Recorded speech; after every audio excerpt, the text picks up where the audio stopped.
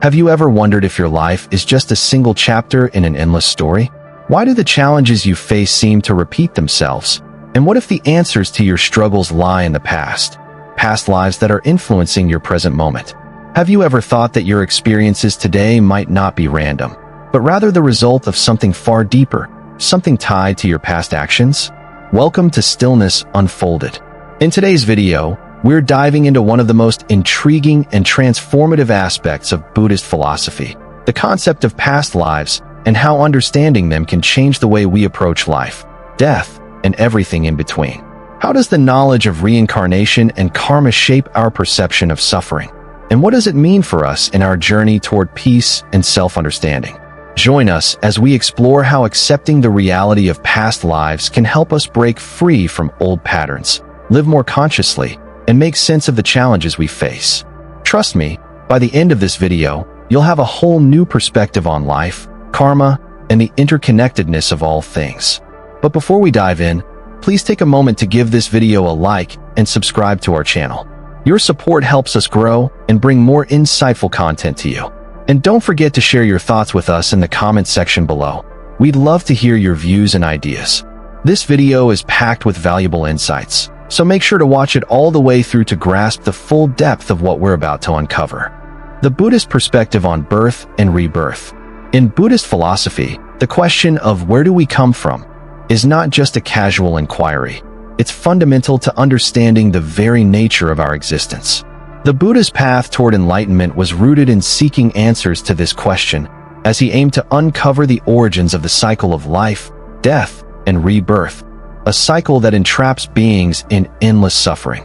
This search was not just about intellectual understanding, but about liberating oneself from the endless turmoil of samsara, the cycle of birth and death. The Buddha's famous expression, "Through countless births I wandered, seeking but not finding the builder of this house," encapsulates his realization. The house he speaks of refers to the individual existence, the ongoing cycle of birth, life, death, and rebirth that all beings are bound to. But the builder is not a divine figure or a single creator god, as one might find in other religious traditions.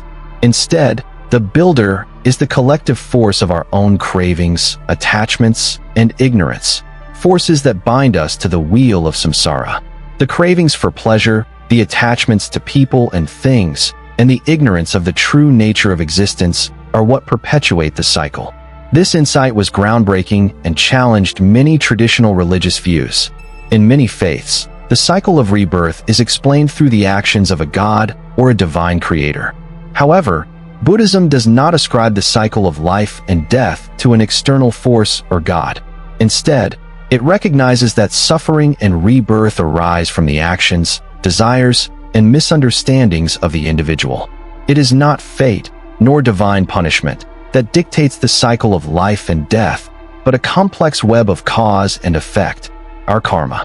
For many people today, reincarnation is often imagined as a soul moving from one body to another, carrying along with it memories and experiences from past lives.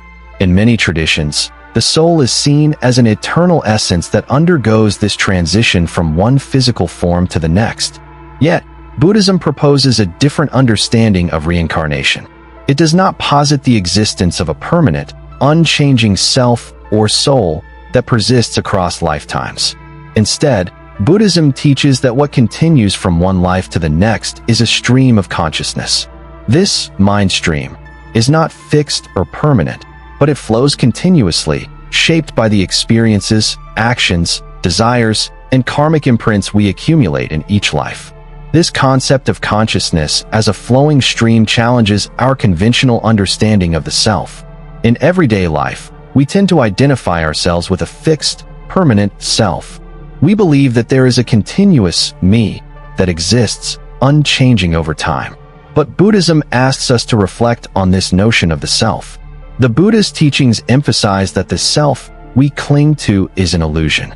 It's not an unchanging, permanent entity, but rather a collection of constantly changing mental and physical processes. Our thoughts, emotions, memories, and even our body are constantly evolving, and yet we continue to identify with them as me or I. Buddhism's view on reincarnation and the self provides a path to liberation from attachment. If we understand that there is no permanent self, then we are no longer bound by the illusion of a fixed identity. We are not prisoners to our past, our desires, or our attachments. This realization allows us to transcend the limitations of our current life and gain freedom from the cycle of suffering that arises from attachment and ignorance.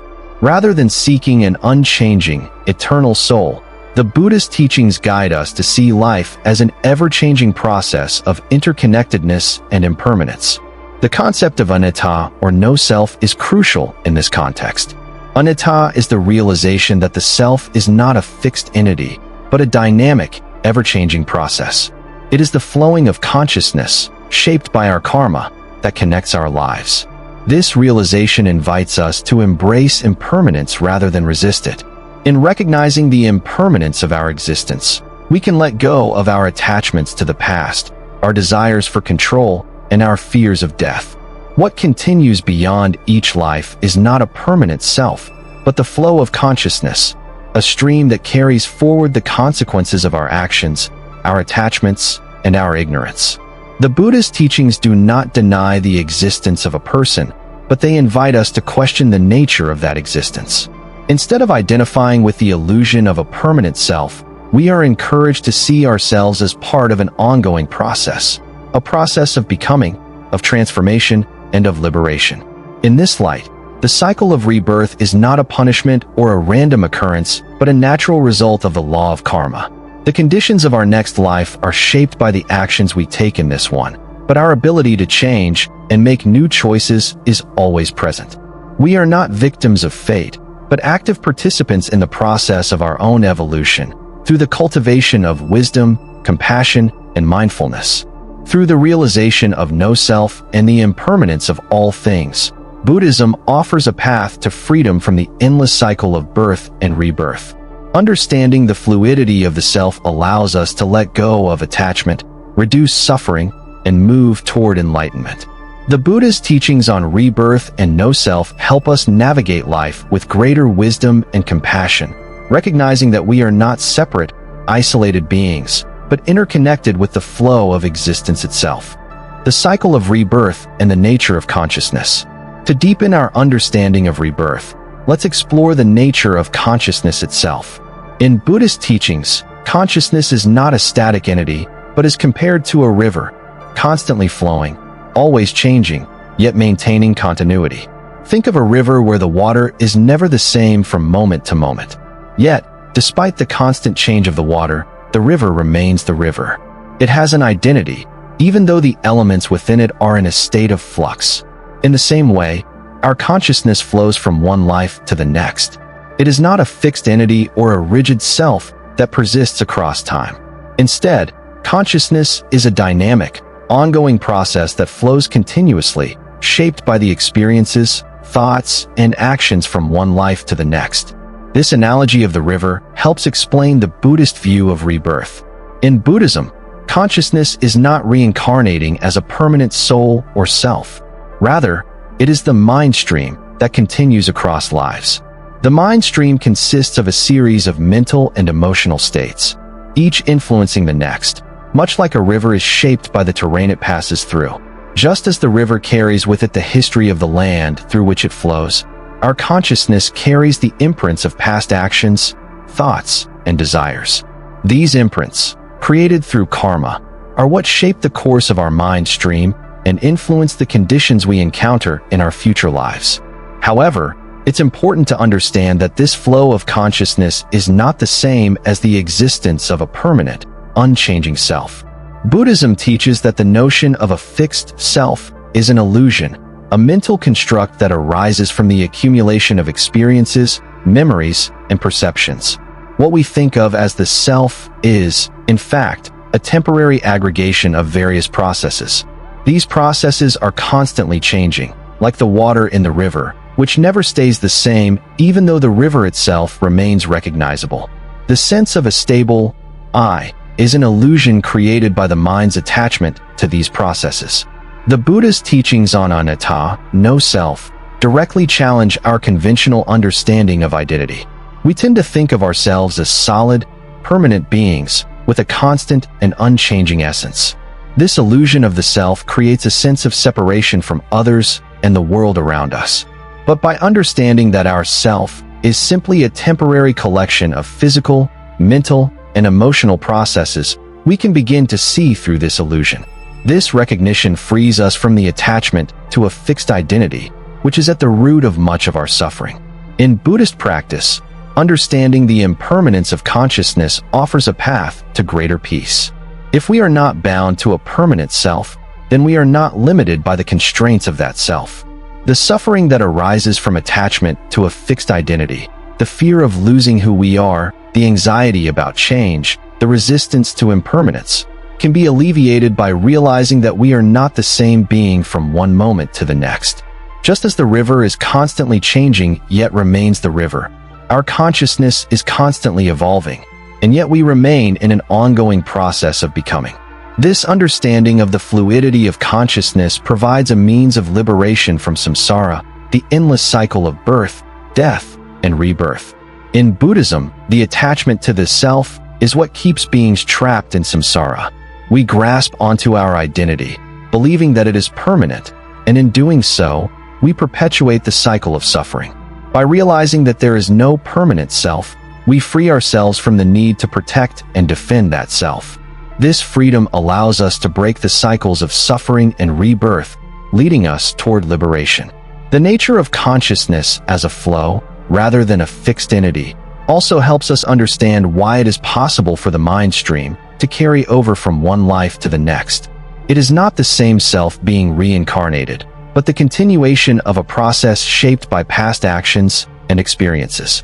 By recognizing this, we can see how our actions, our intentions, our desires, and our thoughts create the conditions for the mind stream to flow in a particular direction. This insight into the impermanence and fluidity of consciousness allows us to move toward a deeper understanding of life and death, and to embrace the opportunity for transformation that each moment offers. In this way, the Buddha's teachings on consciousness and rebirth invite us to relinquish the illusion of a permanent self, embrace the fluidity of existence, and cultivate a deeper sense of peace and freedom from the cycles of suffering. Evidence for past lives, a glimpse into the unseen. Let's now turn to a fascinating aspect of Buddhist teachings: the possibility that memories of past lives are not merely fantasies, but real experiences that can be evidenced in the world. The Buddha's own recollections of past lives are well documented and form an essential part of his path to enlightenment. After his enlightenment, the Buddha was able to recall countless past lives, spanning across different times, places, and experiences. These memories were not vague or abstract. Rather, they were strikingly detailed, encompassing vivid accounts of the families he had been born into, the foods he had eaten, the experiences he had, and even his past deaths. The Buddha's ability to remember these numerous lives deeply influenced his teachings, particularly his understanding of the nature of suffering and the path to liberation. What makes the Buddha's experience unique is that it was not merely a personal insight, but a deeply transformative realization that guided his journey to enlightenment. His memories of past lives were not seen as isolated occurrences, but as integral to understanding the cyclical nature of existence, the causes of suffering, and the process of spiritual liberation. The Buddha's clear recollections of past lives served as a foundational aspect of his teachings on reincarnation and karma, offering profound insights into the connections between past actions and present experiences. However, the Buddha's experiences are not the only evidence of past life recollection. Many instances of people, particularly children, claiming to remember past lives have been documented over the years. One of the most famous researchers in this field was Dr. Ian Stevenson, a psychiatrist from the University of Virginia. For over 50 years, Dr. Stevenson and his team collected and studied over 2,500 cases of children who spontaneously recalled vivid memories of previous lives. These children, often between the ages of 2 and 6, began speaking about past lives without being prompted. They would describe families, places, events, and sometimes even details about how they had died in their previous life. What makes these cases particularly compelling is the level of detail the children provided. In many instances, the children's recollections were later verified by investigators who traveled to the locations the children had described. They interviewed people who had known the individuals the children claimed to have been in their past lives. Some children even led researchers to their previous homes or described specific incidents from the past, such as names of family members, streets, and houses they had never visited in their current lives. Dr. Stevenson's work, while met with skepticism by some in the scientific community, offers strong support for the possibility of past life recollection. The consistency of these cases and the detailed, verifiable nature of the memories reported by children are difficult to dismiss as mere coincidence or fantasy. The fact that so many cases share similar patterns across cultures and geographical locations adds weight to the argument that these recollections might be more than just imaginative or suggestible experiences. For example, in one well-known case, a young boy in India named Shanti Devi began speaking about a past life in which she had lived in a town called Mathura. She described the name of her husband and even recounted how she died during childbirth. Upon investigation, her family contacted the man she described as her husband, and he confirmed the details of her story, even recognizing her as the woman he had once been married to. The accuracy of Shanti Devi's statements, as verified by numerous people involved in her past life, offers a compelling case for the reality of past life recollection. While some critics argue that these memories could be explained by cultural influences, suggestion, or coincidence, the sheer volume of detailed, corroborated cases makes it hard to ignore the possibility that the mind may have access to memories from previous lives. The idea that our consciousness can carry memories and experiences from one life to the next challenges our conventional understanding of the mind and suggests that reincarnation might not just be a spiritual or philosophical concept, but a real, observable phenomenon. This evidence of past life memories does not just reinforce the Buddhist concept of reincarnation, but also encourages us to reconsider how we perceive the continuity of consciousness. If our consciousness can retain memories of past lives, then perhaps the Buddhist view of life as a continuous flow rather than a series of isolated existences holds greater validity. Our minds, shaped by past actions, thoughts, and experiences, may indeed transcend the boundaries of one lifetime, carrying with them the imprints of all that has come before. In conclusion, the study of past life recollections, both from the Buddha's own experiences and from the numerous documented cases of children recalling their previous lives, offers an intriguing glimpse into the possibility of reincarnation. These accounts challenge the conventional understanding of the self and consciousness and support the Buddhist teachings on the fluidity and continuity of life across lifetimes. By acknowledging the possibility of past lives, we open ourselves to the profound truths of karma, rebirth, and the interconnectedness of all beings. Understanding karma and its role in rebirth. One of the most fundamental principles in Buddhism related to the cycle of birth and rebirth is the concept of karma. At its core, karma refers to the law of cause and effect, the idea that every intentional action we take, whether it be physical, verbal, or mental, leaves an imprint on our consciousness and, in turn, shapes our future experiences. It's not a mystical force that acts on us from the outside, but rather a natural law that operates within the framework of our own actions. The Buddha famously said, "I am the owner of my actions, heir to my actions." This statement is crucial because it emphasizes personal responsibility. We are not helpless beings subject to fate or divine decree. Instead, we are active participants in shaping our lives and our futures through our actions.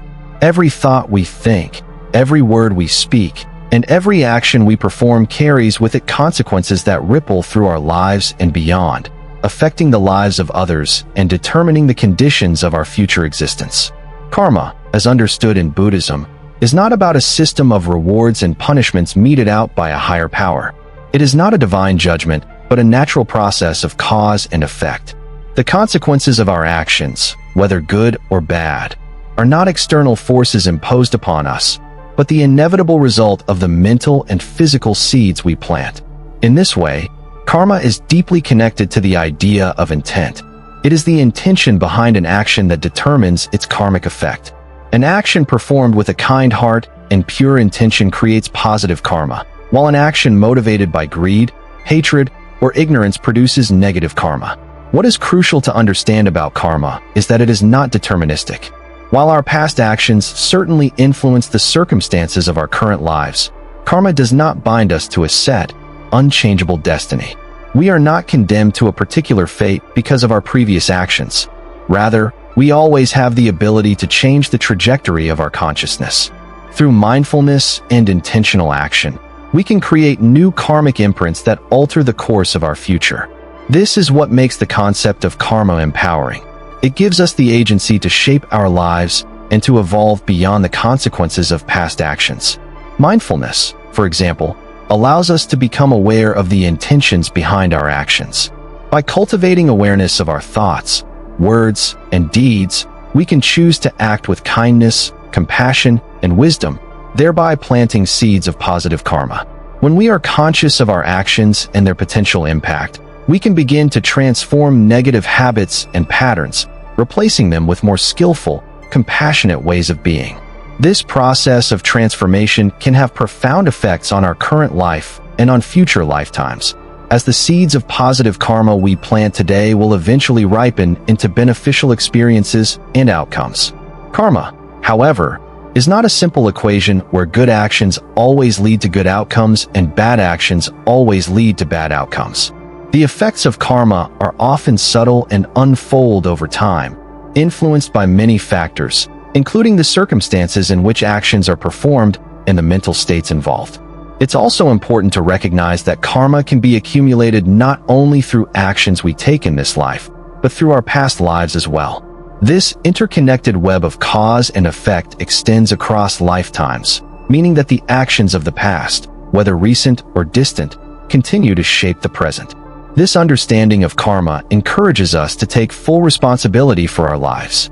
It reminds us that every action, no matter how small, has the potential to shape our future, not just in this life, but in future rebirths. It teaches us to approach each moment with mindfulness and to cultivate intentions that contribute to the well-being of ourselves and others. Karma encourages us to develop a deep sense of moral responsibility, not out of fear of punishment, but out of an understanding of how our actions influence the world around us. Karma also highlights the interconnectedness of all beings. The choices we make do not exist in isolation. They ripple out into the world, affecting not only our own future, but the lives of others as well. This understanding fosters a deep sense of compassion as we begin to recognize that the well-being of others is intrinsically linked to our own.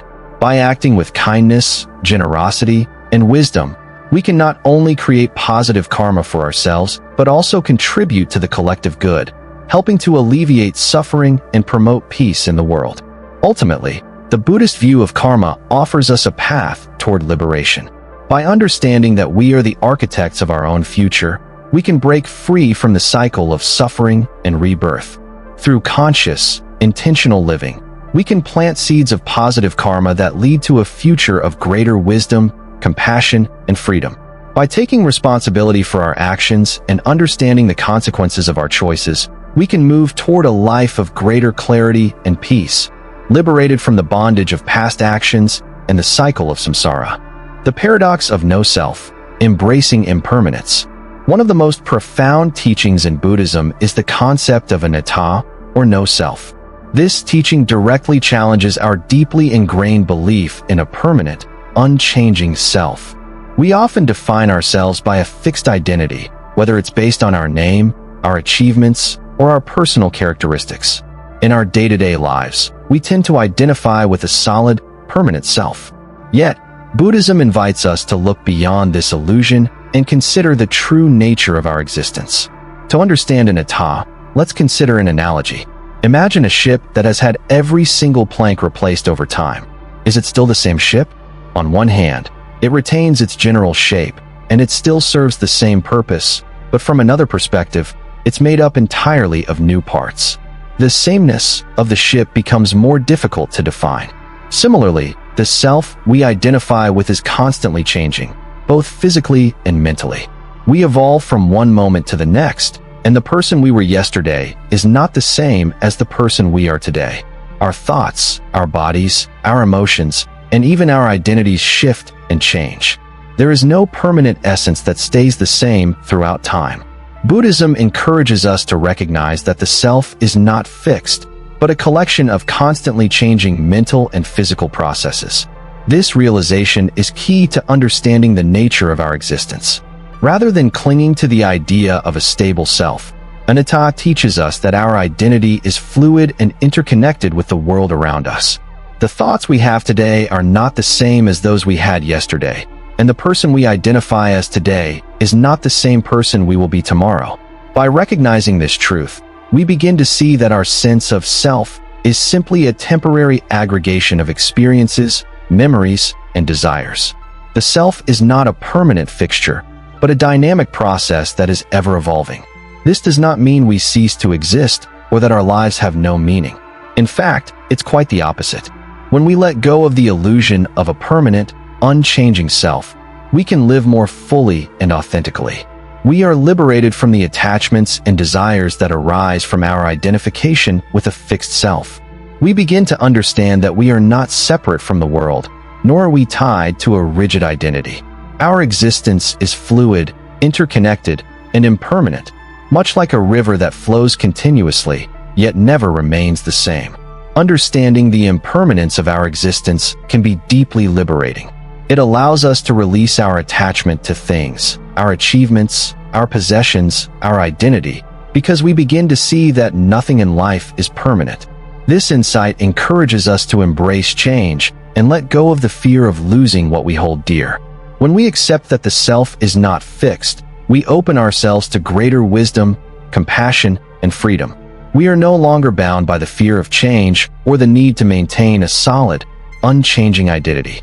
The Buddhist path encourages us to cultivate a deeper understanding of impermanence by letting go of our attachment to a permanent self.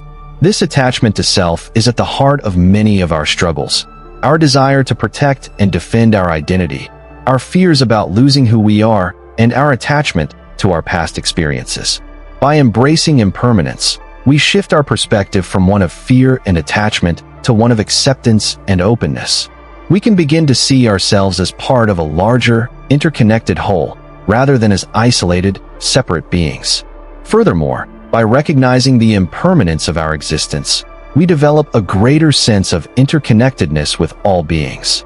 Since everything is in a constant state of flux, nothing exists in isolation. We are not independent entities, but are deeply connected to the world and people around us.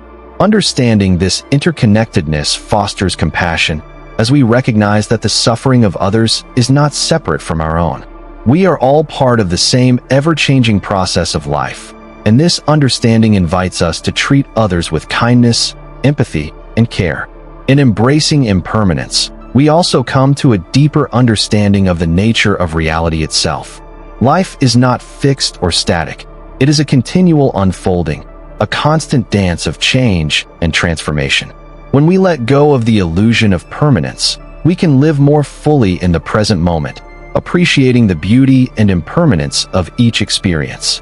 Rather than clinging to what we cannot hold on to, we learn to flow with life, embracing each moment as it comes, knowing that everything is in constant motion and that nothing is forever. In this way, the paradox of no self, the idea that there is no permanent, unchanging self, can be a source of profound liberation. By accepting the impermanent nature of our existence, we free ourselves from the suffering that arises from attachment and desire.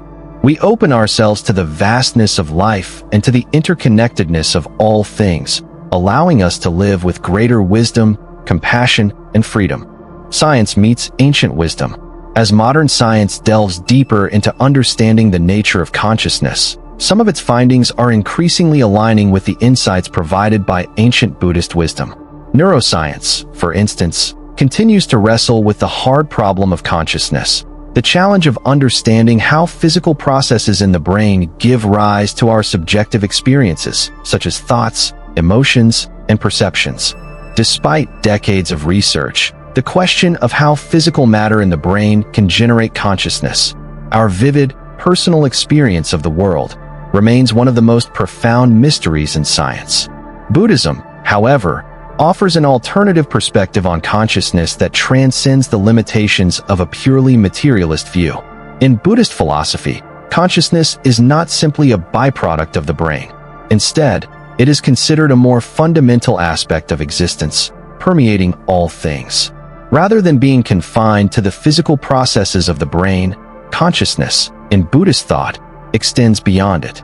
It is seen as a pervasive field within which the brain and all other phenomena exist, shaping and being shaped by the actions and conditions of life. This view contrasts sharply with the conventional scientific model, which often treats consciousness as something generated by the brain, something that arises from the complex interactions of neurons and synapses. Buddhist teachings, however, suggest that consciousness is a more expansive and fundamental principle. The brain may play a role in processing and interpreting conscious experiences, but it does not fully account for the source or the scope of consciousness. According to this view, consciousness exists independently of the brain and may even influence our experiences in ways that we are just beginning to understand.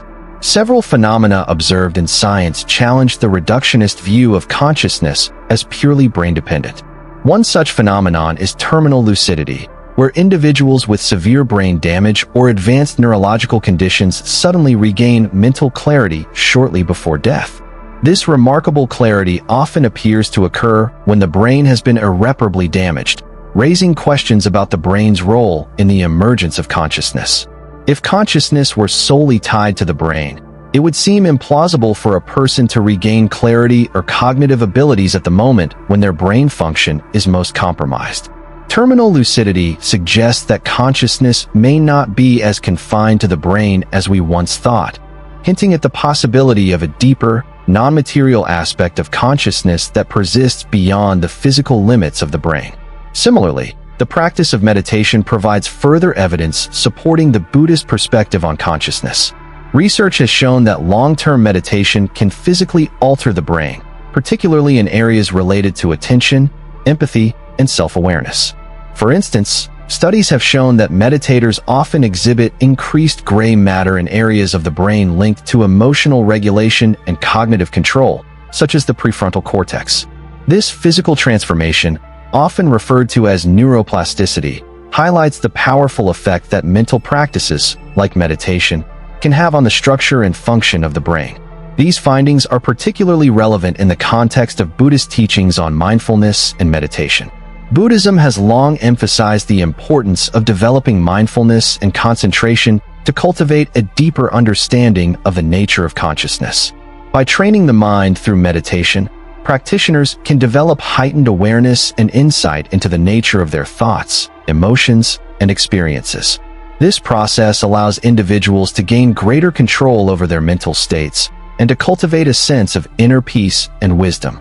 The fact that modern science is beginning to validate some of the transformative effects of meditation supports the Buddhist understanding of consciousness as not merely a passive product of the brain, but as something that can be actively cultivated and refined through mental training.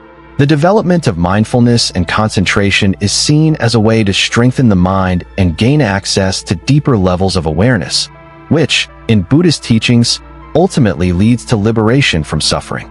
Furthermore, the emerging field of contemplative neuroscience is exploring how regular meditation and other contemplative practices can influence the brain, suggesting that the mind may indeed have a transformative effect on the body. This convergence of science and ancient wisdom offers a compelling case for the Buddhist view that consciousness is not limited to the brain, but is a pervasive and fundamental aspect of our existence. Ultimately, the alignment between modern scientific discoveries and ancient Buddhist teachings suggests that consciousness is far more complex than we once believed. While science continues to explore the physical mechanisms of the brain, Buddhist teachings provide a framework for understanding consciousness as an interconnected, non-material force that transcends the limitations of the physical body. As we continue to explore both the scientific and spiritual dimensions of consciousness, we may uncover a deeper understanding of the mind, one that incorporates both material and immaterial aspects of our existence. Living with the knowledge of past lives. Imagine living with the understanding that your life is just one chapter in an ongoing story, a story that transcends time and continues long after the present moment. How might this shift in perspective affect the way you approach daily challenges?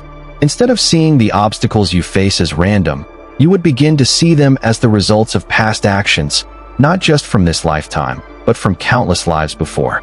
This recognition would change how you view suffering and hardship, transforming them from burdens into opportunities for growth.